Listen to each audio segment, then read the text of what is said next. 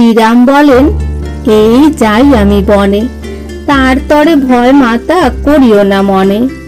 রাজা যদি নাহি হই কিবা তার দুঃখ, থাকিলে পিতার কথা বনেতেও সুখ। রাজা হয়ে সুখে থাক ভরত আমার, পিতারে দেখিও মাগো কি বলিব আর। অযোধ্যার প্রাণ রাম তিনি যান বনে, তাহাকে ছাড়িয়া লোকে বাঁচিবে কেমনে। রুশিয়া লক্ষণ কন মারিব রাজায়, কইকেই ভরতে মারি রাখিব দাদায়। আদরে বলেন রাম তারে লয়ে বুকে, ভাইরে অমন কথা আনিও না মুখে। পিতা হন আমাদের দেবতা সমান, রাখিব তাহার কথা দিয়া এই প্রাণ। কৌশল্যার দুঃখ আর কি বলিব হায়, কথায় সে দুঃখ বলে বুঝানো কি যায়।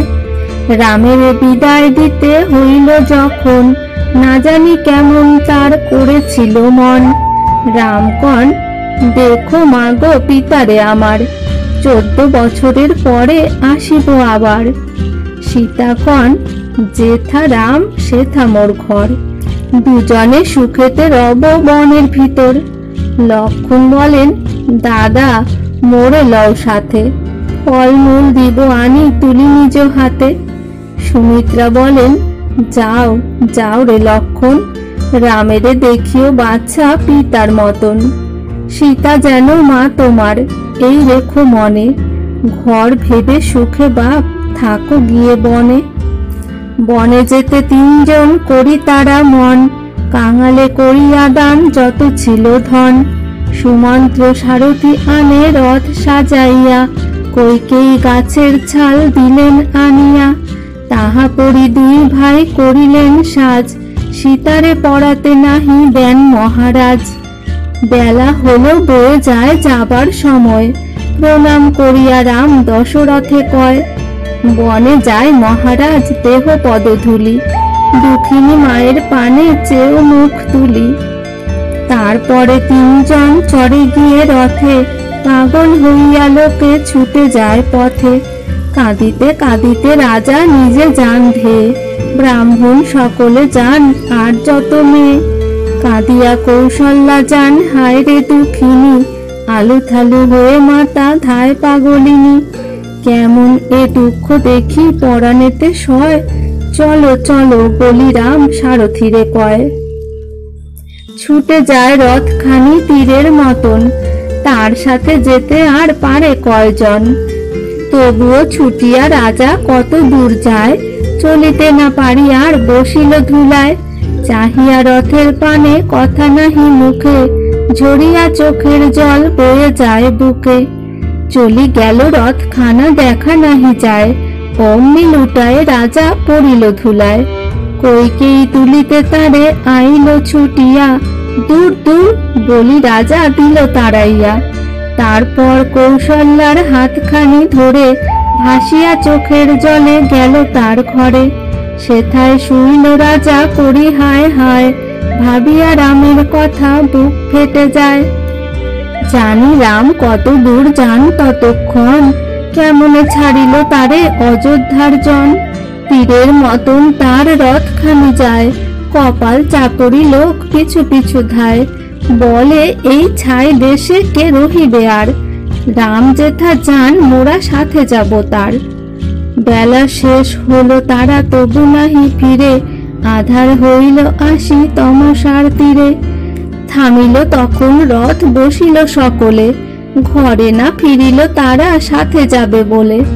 শেষে রাতে উঠি রাম গেলেন চলিয়া, কেহ না জানিল সবে ছিল ঘুমাইয়া। প্রভাতে উঠিয়া তারা করে হায় হায়, কাঁদিতে কাঁদিতে শেষে ঘরে ফিরে যায়। হেথায় চলেছে রথ 3 জনে লয়ে, নদী বন মাঠ কত যায় পার হয়ে। শৃঙ্গবেরপুরে যেই বেলা গেল চলে, ইন্দুদি গাছের তলে বসিলা সকলে। সে দেশে নিষাদ রাজা গুহ তার নাম, বড়ই সরল সেজে তার মিতারাম। রাম এলো শুনে গুহ ছুটে এলো সুখে, মিতা মিতা করি তারে জড়াইল বুকে। গুহ বলে, খাবি মিতা এনেছি মিঠাই। রামকণ হায় মিতা, কি করিয়া খাই, যেতে মোর হবে যে রে যেথা ঘোর বন, ফলমূল খেতে হবে মুনির মতন। শুনিয়া কাঁদিল গুহ হাউ হাউ করে, বিনয় করিয়া রামে কহিল সে পরে, থাক মিতা মোর হেথা, থাক মোর শিরে, ঘর তোর জন তোর ডর তোর কিরে, নাচি নাচি বই জুতা ফিরি তোর সনে, রাজা হয়ে থাক মিতা কেন যাবি বনে। রাম কন, তা তো ভাই হয় না রে হায়, তাই যে পিতার কথা মিছা হয়ে যায়। গঙ্গা জল খেয়ে রাম থাকেন সে রাতে, জাগিয়া কাঁদিল গুহ লক্ষণের সাথে, প্রভাতে গুহের কাছে লইয়া বিদায়, তিনজনে গঙ্গা পার হলেন নৌকায়। বনের ভিতরে তারা যান তার পরে, সুমন্ত্র কাঁদিল ফিরি অযোধ্যা নগরে। বাঘ ভালুকের ঘর ঘোরতর বন, তাহার ভিতর দিয়া যান তিনজন। দিন গেল রাত গেল সন্ধ্যা এলো ফিরে, প্রয়াগে এলেন তারা যমুনার তীরে।